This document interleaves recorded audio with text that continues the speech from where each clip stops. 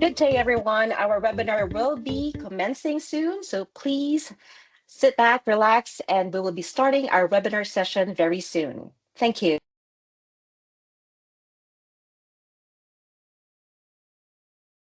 All right. Good morning, everyone, and welcome to the monthly learning series of the Southeast Asia Corporate Decarbonization Exchange, CDX. I am Ping Manongdo, CDX Head of Partnerships, and I'll be your moderator for today. As part of CDX Academy, we're running monthly 45-minute learning sessions that feature industry voices on decarbonization topics. Our focus today is on how businesses, both SMEs and large corporations, can build internal readiness and momentum for decarbonization. With evidence on the business case of corporate climate action getting harder to dispute, and amid investor, external stakeholder, and regulatory pressures, corporate decarbonization is urgent. But securing senior leadership support and aligning internal departments to the work is a huge job. We've invited these leaders from across Southeast Asia to share how they began and how do they keep the momentum going, and if there are initial successes that they could share. Please feel free to engage with them by dropping your questions in the Q&A box at any time during the session, and we will bring those to discussion. As well, during this webinar, my colleague CDX Insights and Engagement Manager, Swati Lada, will be sharing with you more about CDX Academy and how you can access tools, connection, and potential funding sources that may help you in your own decarbonization journey. So with this, I'm delighted to introduce our first speaker. Lisha Urza Budiman is the CEO of Kandra Naya Lestari, a purpose-driven Indonesian enterprise focused on building resilient and inclusive supply chains with over 500 employees working across diverse sectors, including ethical sourcing, rural development, and smallholder empowerment. Lisha also serves as a representative of the Kadin Net Zero Hub, a joint initiative between Kadin and World Resources Institute Indonesia to mobilize over 60 million Indonesian MSMEs towards carbon neutrality. Lovely to have you here, and over to you, Lisha. Hi, Ping. Thank you. Good morning, everyone. Pleased to meet you today, and thank you for spending the time with me. I will need help to share the screen for just a couple of the context setting and some stories that we can share. It'll be easier. Would it be easier if I share directly, or?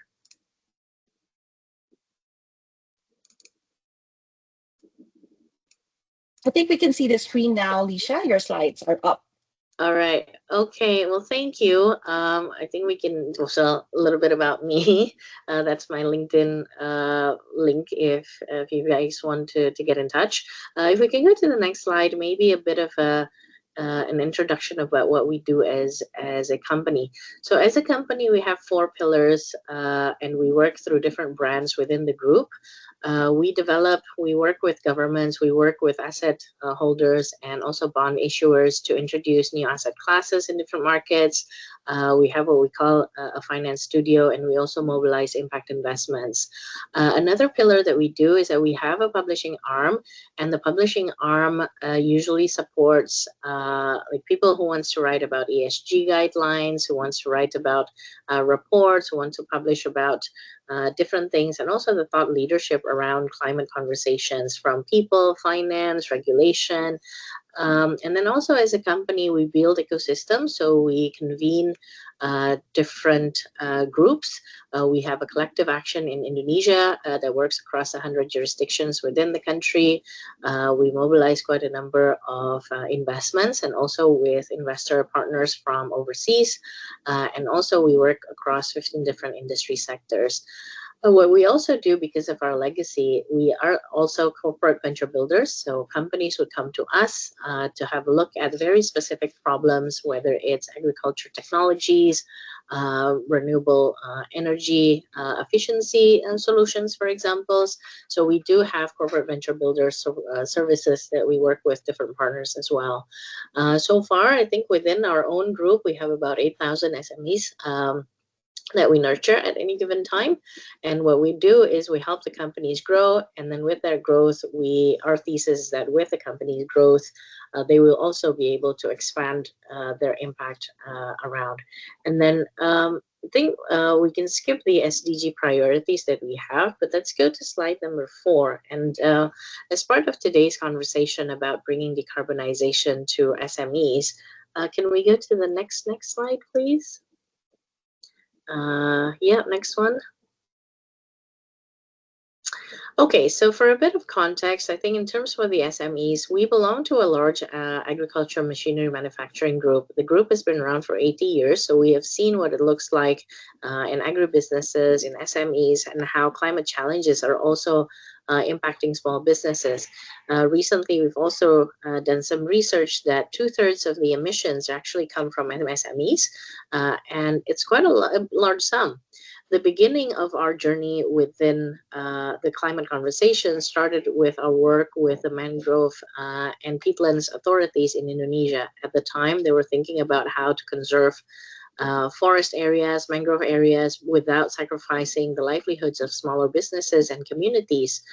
So with that, we worked with a consortium of subnational governments. So it's an association called LTKL in Indonesia, and with the support of the World Resources Institute, we came up with a concept of a peatland business hub. And then with that, we started working with the Ministry of Investments to have a look at how smaller businesses can tap into the climate capital in various forms.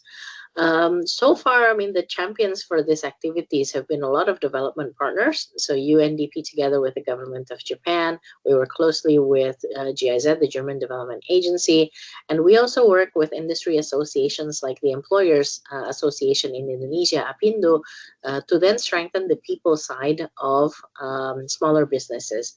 They normally don't have that much resource to understand, and also sometimes the context of the small business and the climate conversation needs a little bit of upskilling and technical assistance.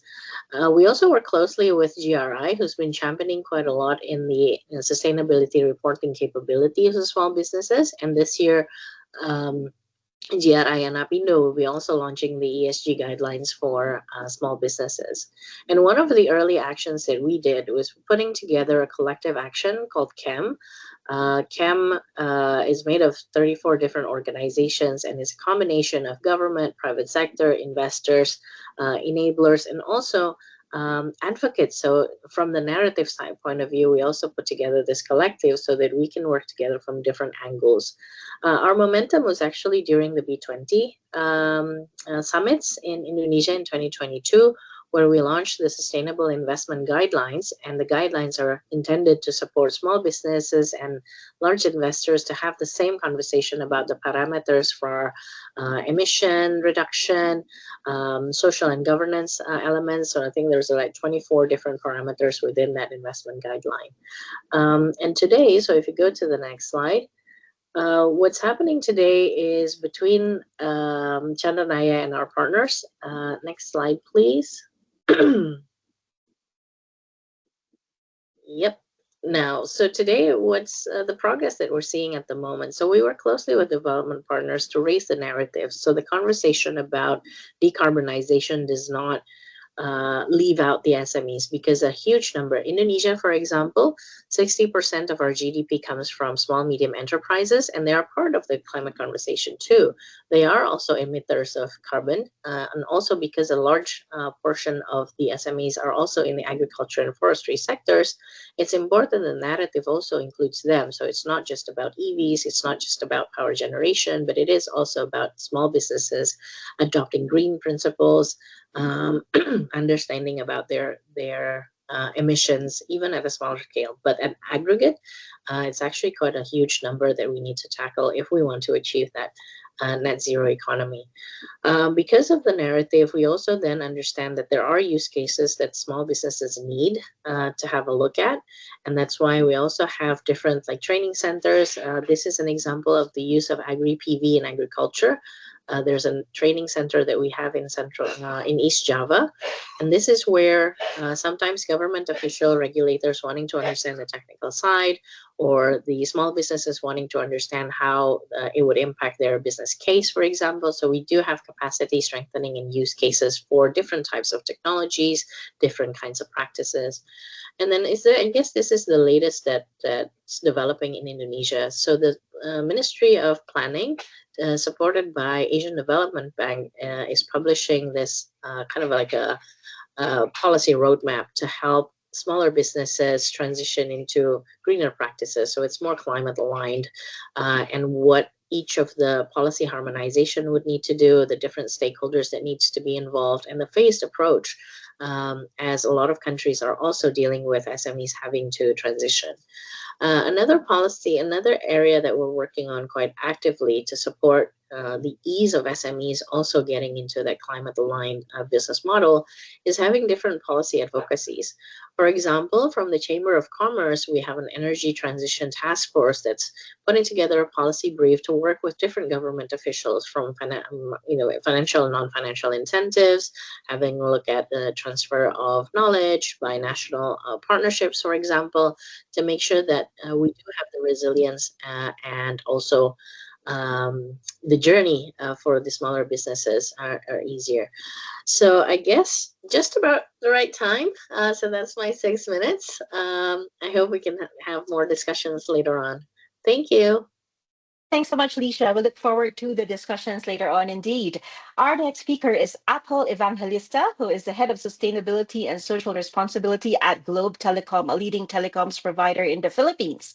Apple leads Globe's climate strategy, making it the first publicly listed company in the Philippines with SBTI validated near and long term net zero targets. Apple, the floor is yours. Hello, everyone. Good morning and greetings from Manila, or how we say it in Globe, it's Globe morning to everyone. So we'll just wait for the slides to come up. Okay, all right. So again, to begin, the task for the day is to share how we did initiate the decarbonization conversation in our company, Globe Telecom. But before I begin, let me introduce to you our company first. All right. So as mentioned, I come from Globe Telecom. We are a mobile network and telecommunications company based in the Philippines. So I hope you were able to visit the Philippines in the past. But if it's your first time to hear about our country, we are a population of 110 million. And 61 of those are the customers that Globe serves. So that's almost half of the country that we serve as customer base. Yes, we are the first publicly listed company with approved net zero science-based targets in the Philippines, and this was approved way back in 2024. We are also an active participant in the UN Global Compact, and we are also recognized as the most sustainable mobile network in the Philippines for 3 straight years. Now, let's go straight. All right. So, eh, we have to mention the entire sustainability journey of the company before we deep dive into decarbonization. So for Globe, our journey started as early as 2008, and it started like how everyone started, by tracking, by reporting. So this is when we released our first sustainability report.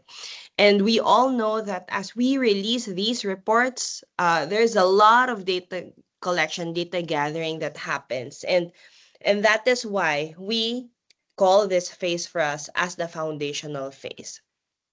This is the phase where we were able to identify champions, early adopters in the company, and leads. So this is where we were also establishing our ISO processes. And with that process in place, so this allowed us to transition to a more intermediate practice and then a progressive practice. So this is almost a 2 decade experience that we were able to integrate sustainability from either a process, a data gathering, and a strategy perspective.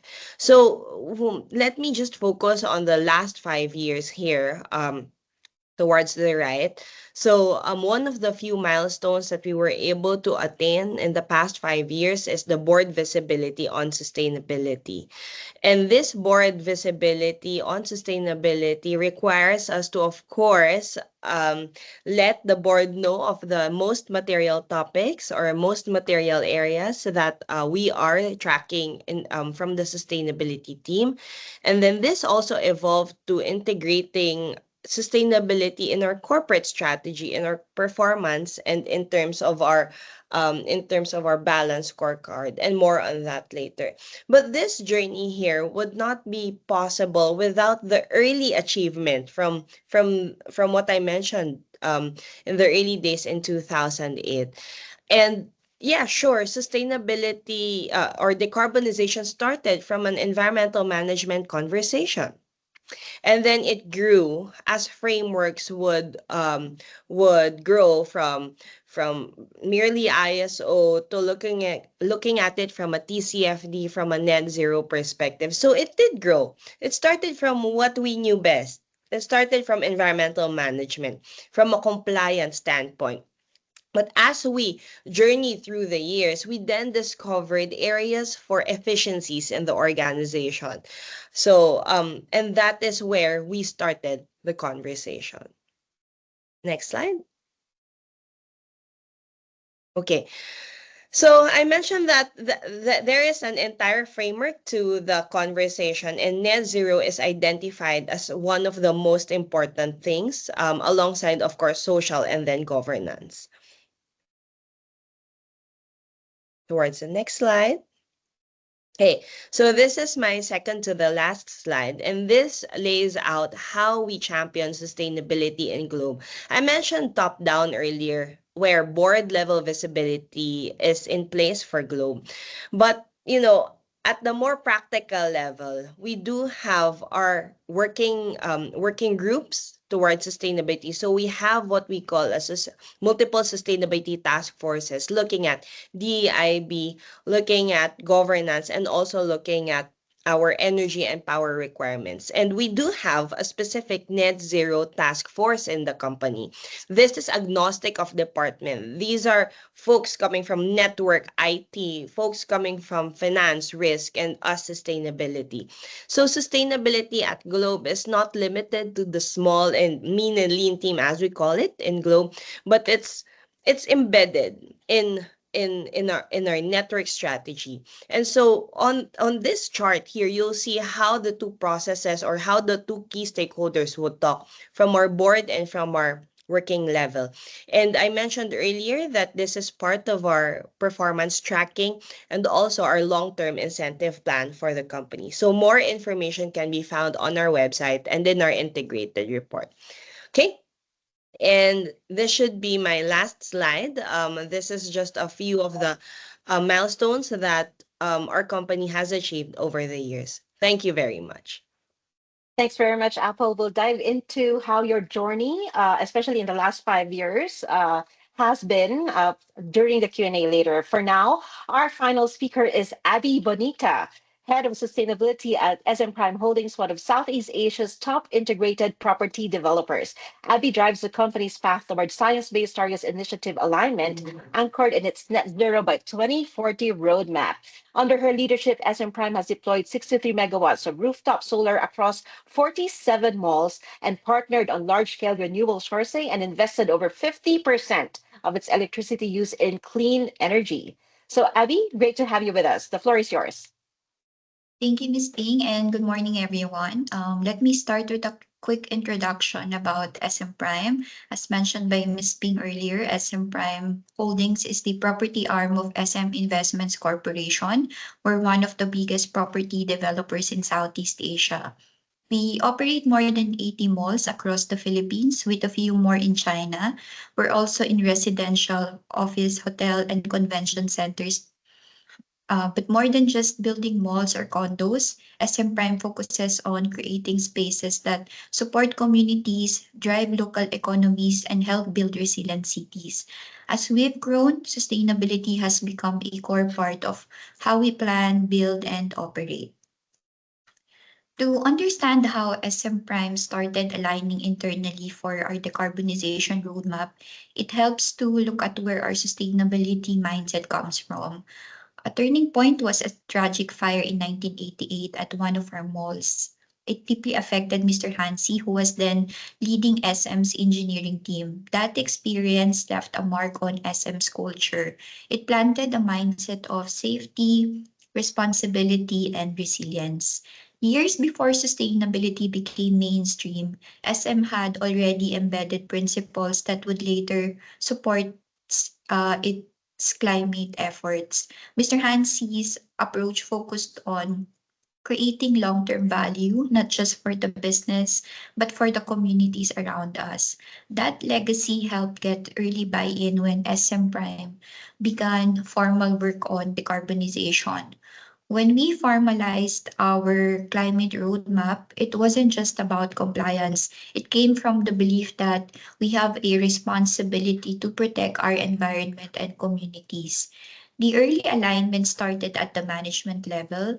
Leaders from mall operations, energy management, the engineering design and development or SMEDD, and the risk and sustainability teams were brought in early. This wasn't just a top-down directive, it was a cross-functional effort. The operations team was crucial. They ran the properties, manage energy use, and deal daily with tenants, residents, guests, mall-goers, and others. SMEDD was also a key, making sure sustainability was integrated at the design stage. Of course, alignment came with challenges. One of the first major challenges we faced, similar to Globe, was data organization. With sites across the country, energy and emissions data were inconsistent. Different facilities use different systems, making it hard to set a baseline or measure progress. We solved that by improving how we track energy and emissions. But data wasn't our only issue. Renewable energy supply is limited in parts of the Philippines. So we focused on what we could do. We installed solar panels where possible. Where, where they weren't viable, we improved energy efficiency, better lighting, more efficient cooling systems, and smarter building designs. We didn't wait for the perfect solutions, but we worked with what was possible in each location. SMEDD was leading this. They tested ideas and made sure it was everyone's responsibility, not just an order from the top. That built trust and real support across the company. Keeping momentum is where many efforts fail. We faced policy uncertainty, supply chain issues, and cost pressures, but we stayed the course because decarbonization is not just a project, it's part of who we are. Even with economic and environmental uncertainties, we hold on to what Mr. Hansi instilled. Our malls are more than commercial spaces. They are safe, resilient, and now sustainability hubs for communities. We back this up with science-based targets, climate risk integration in enterprise risk management, and executive level oversight through our sustainability steering committee. Regular reporting, transparency, and integration into our CapEx planning keep everyone accountable. We also make it a point to celebrate wins. When a mall team hits an energy target or SMEDD tests a new sustainable feature, we recognize it. This builds a culture of ownership, not just compliance. In short, SM Prime's internal alignment for decarbonization came from a strong foundation shaped by past experiences. The 1988 fire was a tragedy that sparked a commitment to responsible development, and that commitment drives how we work today. Hi, So I Abby. still have, I understand that you have a 2-minute video that you'd like to show. yes, I'm just conscious of our keeping to time. Would you like us to present that video right now? we can skip that, Miss Ping, and then later we can see if there's still more time. Okay, wonderful. Thank you, Abby. I'll let you close and then I'll transition to my colleague Swati. Okay, that's it, and thank you, everyone. Looking forward to the panel discussion later. Right, wonderful. Thank you so much, Abby, for that. And we will have some more questions for you. But for now, Thank you to all our speakers for those reflection points. I will now hand the floor over to Swati Ladha, who is CDX Insights and Engagement Manager, for a short presentation on the CDX Academy. Swati, the floor is yours. Thank you so much, Ping, and thank you once again to all our speakers and to everyone who has joined us today. What we have heard right now reinforces, something that often gets overlooked in decarbonization is internal readiness. And that is really not easy. And for many companies, that's exactly where the process stalls. And this is where CDX comes in. You might have already heard before Ping say CDX stands for Southeast Asia Corporate Decarbonization Exchange. It's a regional membership-based platform built to help corporates, especially SMEs, move from climate ambition to action. Our approach centers around three main things. First one is knowledge, second, convening, and the third one is connections. And with CDX, we have just launched the CDX platform, which will be the base for learning exchange and collaboration. And at the heart of this is our CDX Academy, which is our growing knowledge hub. And inside, you'll find thought leadership articles, case studies, blogs, other resources, and recordings from our webinars. And the content is organized under 4 key modules. And let me actually show you a live demo so you can see what the platform offers and how you can really use it. Just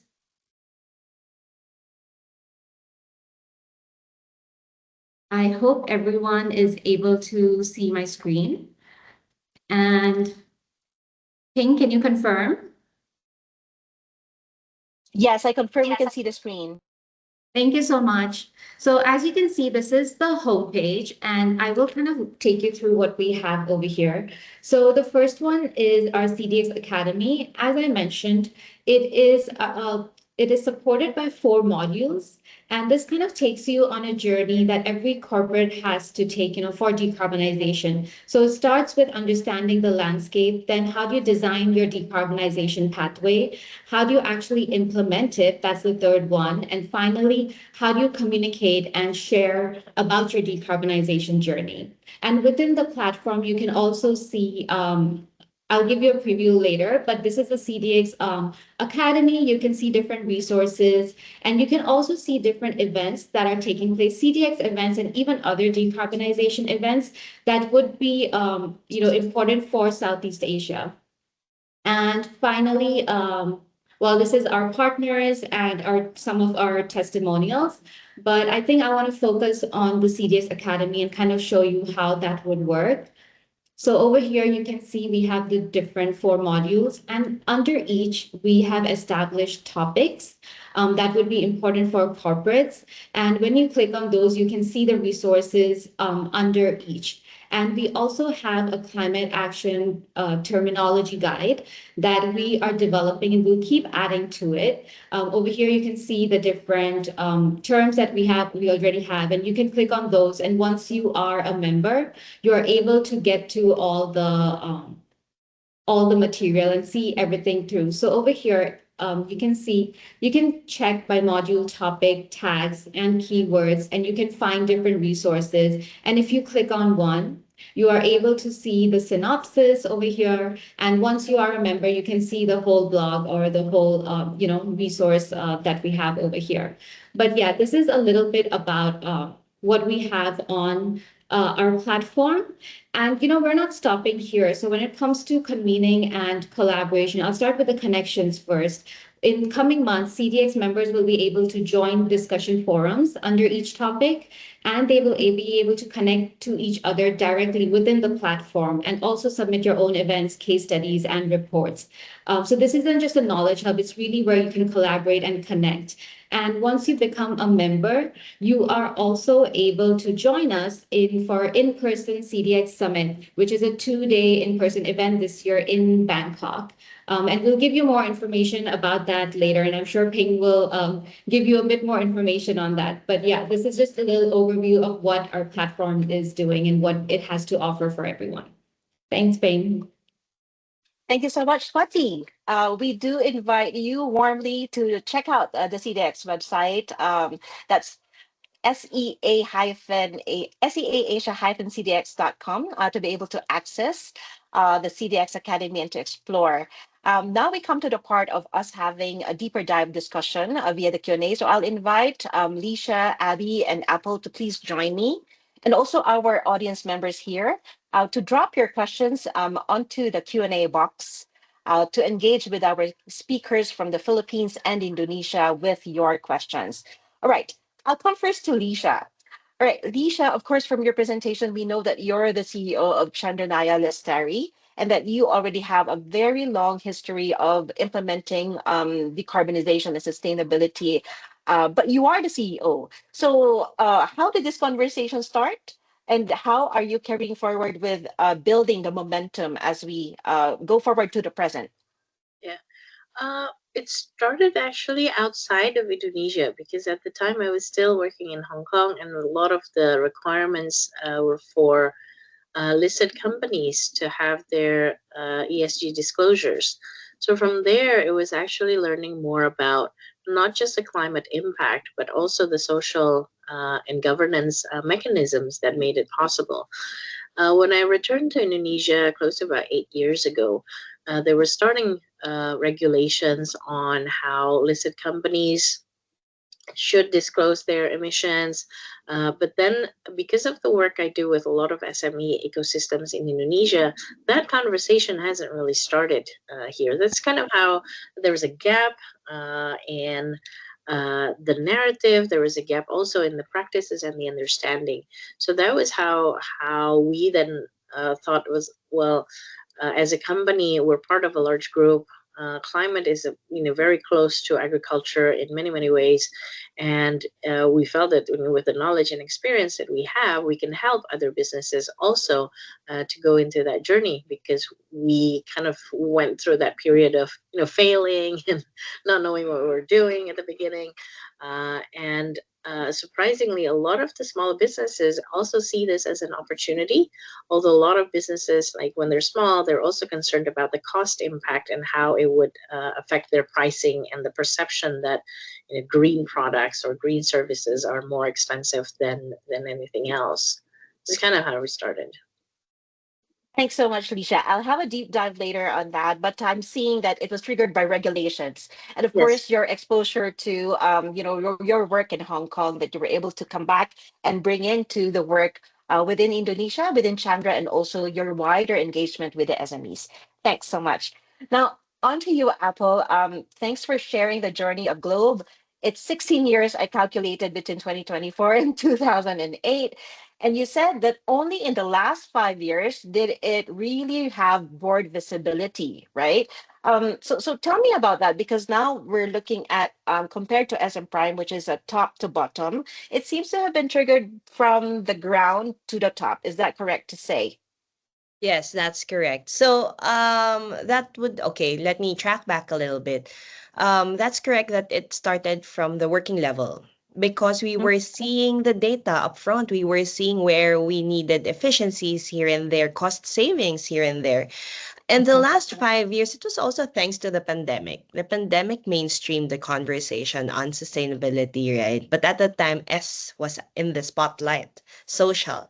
But from the telecom industry, it was also around the time that most of the mobile network operators or telco operators globally were tracking to go commit to net zero. So we have two shareholders. One is Singtel in Singapore and one is Ayala in the Philippines. So in Singapore, or in the telco industry, net zero and climate commitments were coming out from 2017, 18, 19. So it was quite a time for us from a local regulations perspective and industry perspective, and that helped shape our decarbonization agenda.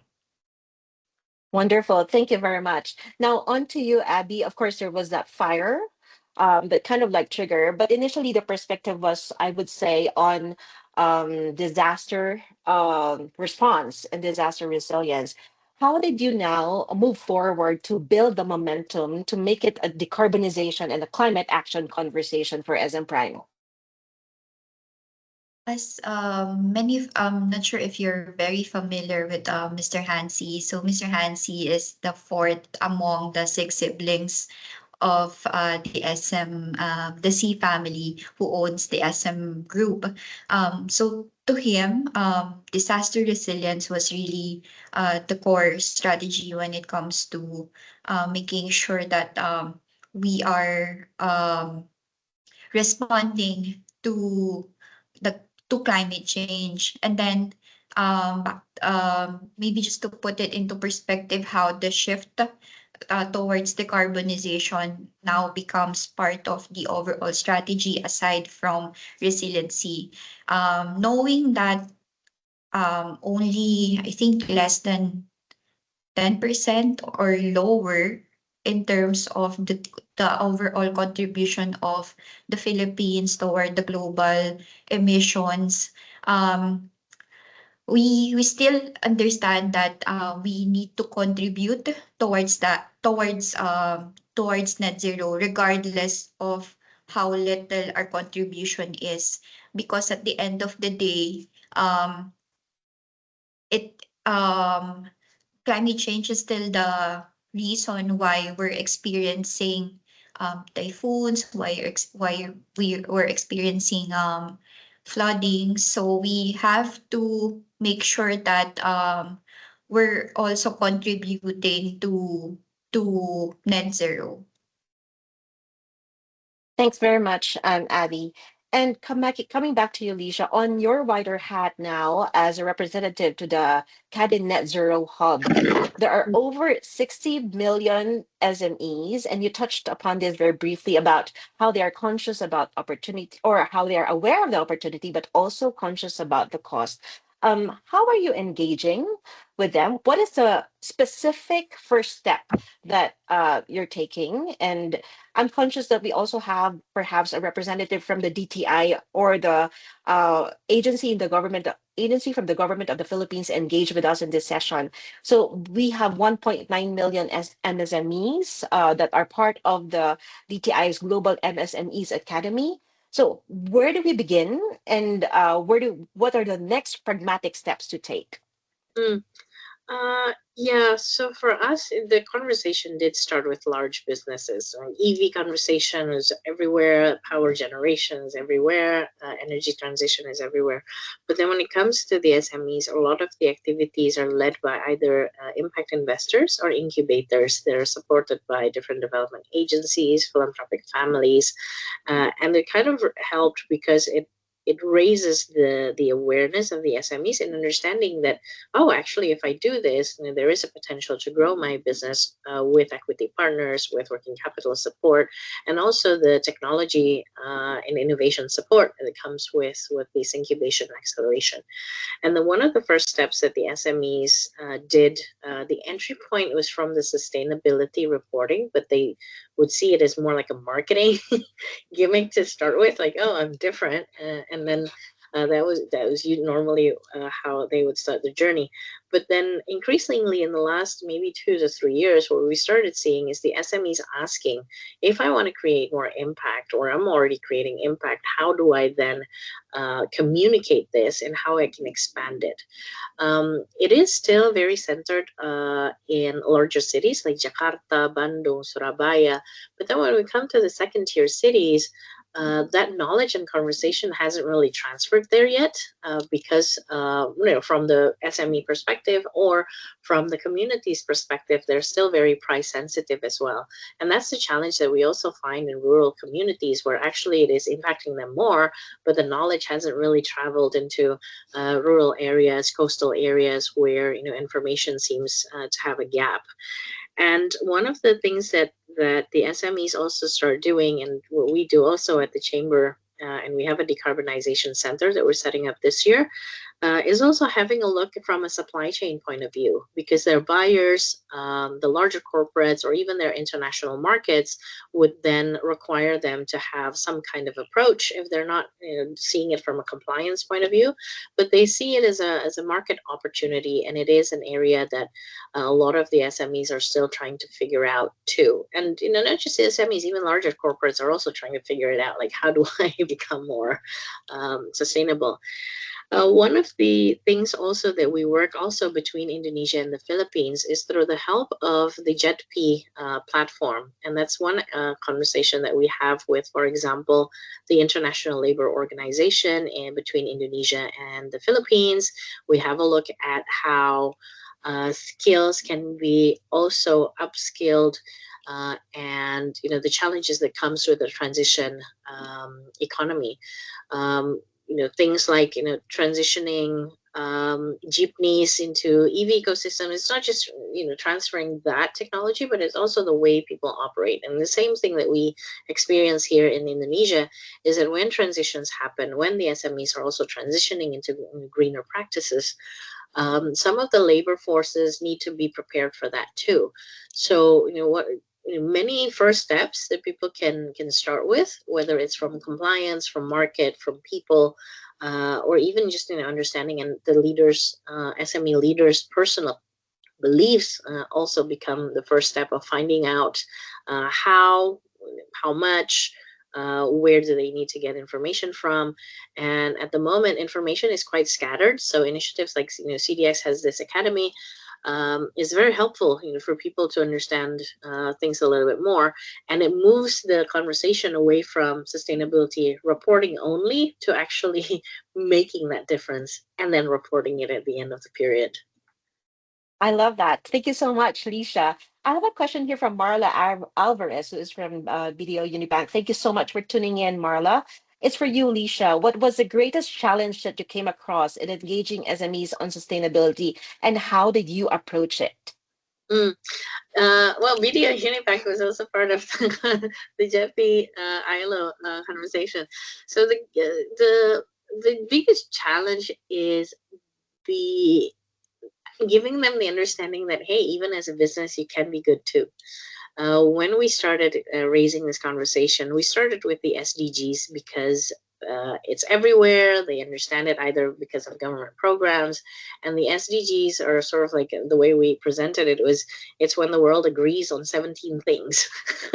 It's very hard to agree on one thing. Like, this is like 17 things that everyone in the world agrees on, and as SMEs, why don't you want to be part of this? So that was kind of the first approach that we had. So what are the SDGs? And that opens up a little bit the conversation towards when we talk about climate action, when we talk about responsible consumption. And from there, we can then dive deeper with the SMEs to see what's material for them, how we can work together in identifying areas where it still makes business sense, and also giving the examples of companies that have improved their profitability, even all as far as 30% by integrating these new practices into their business. It's not easy. I mean, it took us quite a while. I think one of the first exercises that we did, we tried approaching 1,000 SMEs and trying to get them to understand just the concept. We didn't ask them to implement anything yet, but then understanding that, it started with like, oh my God, my company, even if it's small, I'm actually contributing to these SDGs.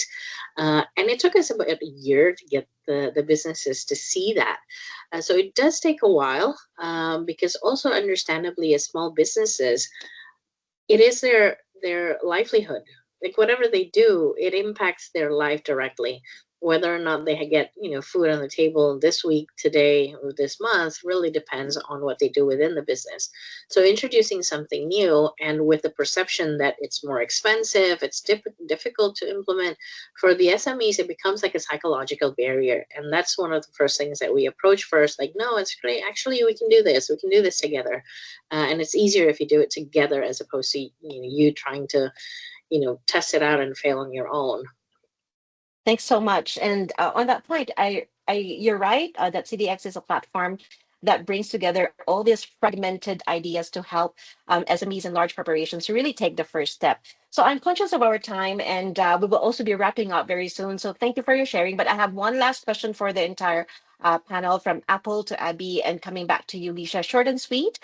So in your organizations, what are the who are the champions that you have identified, and how do you continue to engage with them? Considering that, for example, in the Philippines, it's so hard to get the data from these departments. We don't even have budgets for many of the organizations to really appoint one person to get decarbonization or GHG emissions data, right? So how did it work for you? Who are the champions you identified, and how do you keep the momentum? Okay, for Globe, it's not tactical. It's strategic for us, meaning it's part of our performance, it's part of our projects. So we do have network, IT, finance, risk, sustainability, procurement, and then we meet regularly. So that would be every month. And then we report to the board twice a year. And that rigor will allow us to have more time to prepare or raise concerns and risks early on so we can mitigate it. So for us, it's part of how we do things. It's part of our green network strategy. Therefore, it's all hands on deck for us. Wonderful. Abby?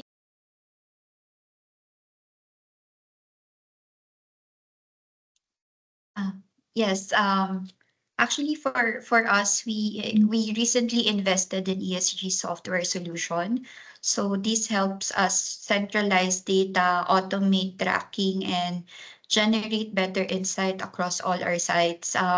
It also makes reporting easier and ensures that the teams from the operations, engineering, and other units have access to the same information. So by doing this, we make sure that everyone is involved, informed, and I think most especially accountable to the information that they are sharing to our team. Because at the end of the day, the sustainability team is just a consolidator, but the information is really coming from various locations, and teams should be accountable to the data to also ensure that our commitment towards net zero makes sense.